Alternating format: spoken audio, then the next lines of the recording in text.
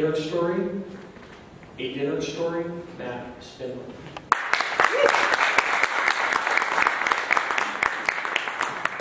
Thank you, Mr. Toastmaster, fellow Toastmasters, and most welcome guests.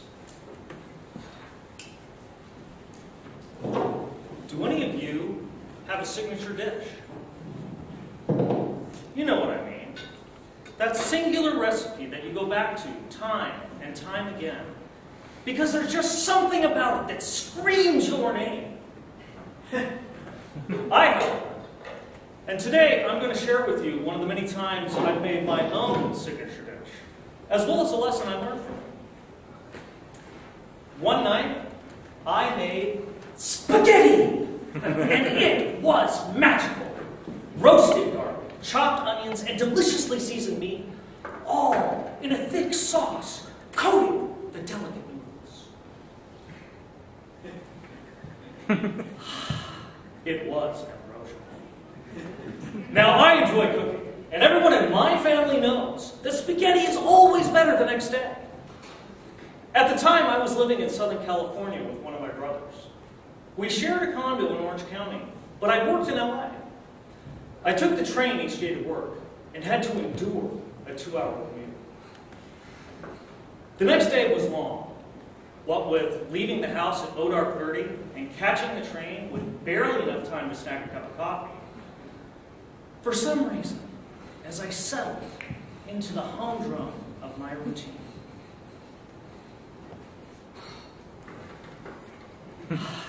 I couldn't stop thinking about devouring my delicious dish. So it should come as no surprise, I didn't take time for lunch. I eagerly anticipated breaking my fast later that day. That evening, the train ride back was uneventful. The interminable sound of the wheels clapping on the tracks almost lulled me to sleep.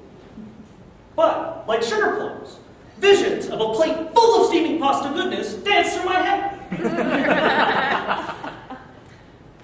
Upon arrival at the Fullerton train station, I almost ran to the old lady, a 1969 Dodge Dart that my brother let me borrow since my car was still in LA. Now, the old lady was a cantankerous beast, slow to start, and definitely not a teetotaler when it came to fuel economy.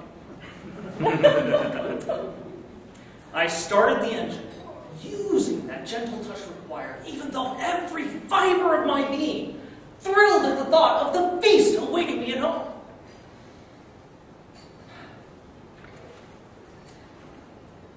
Entering the freeway, amidst the stench and squalor of smog-ridden Southern California, I could almost smell my dinner. Making my way through rush hour traffic that night took less time than I imagined, perhaps because the anticipation was so strong. Exiting the freeway, I drove down to what would be the final obstacle standing between me and my destiny, that cursed railroad crossing. This time, I was going to beat that train.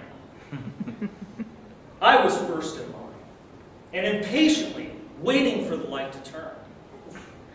I was hungry and determined to slake my appetite on those tasty morsels I had been dreaming of. Finally, the light turned green. Ding, ding, ding. But wait, what's this? Suddenly, the crossing started to chime, and the arms began to lower. Was I to be denied? No, dear friends. For in that instant, a decision was placed upon me.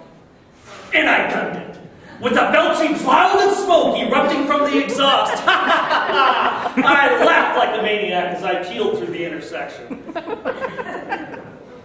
Screeching to a halt outside the condo, I quickly ran inside.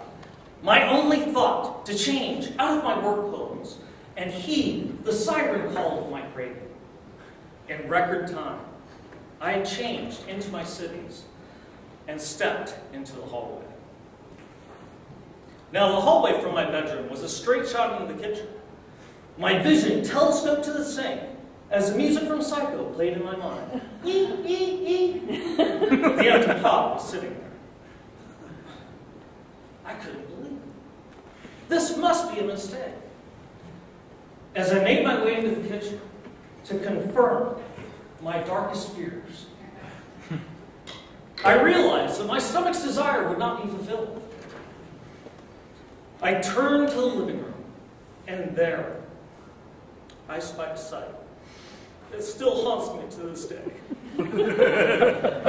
My brother, with an incriminating sauce stain on his chin, leaning back in his recliner to say, "I love your spaghetti, man."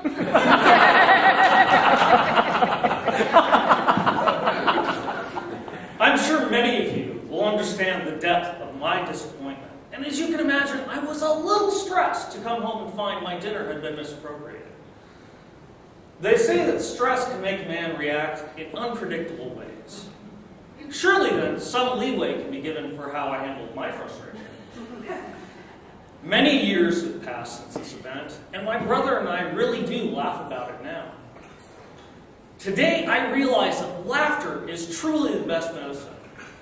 Believe me, it's way better to laugh at your misfortune than hit your brother in the head with an empty spaghetti pot.